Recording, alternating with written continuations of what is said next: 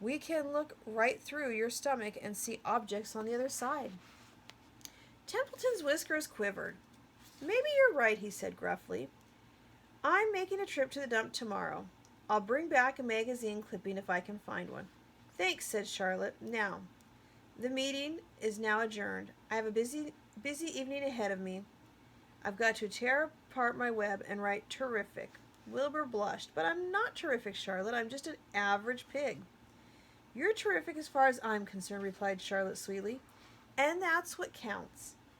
You're my best friend, and I think you're sensational. Now stop arguing and go to sleep. Have a great day, everybody. I will be back tomorrow to read you some more.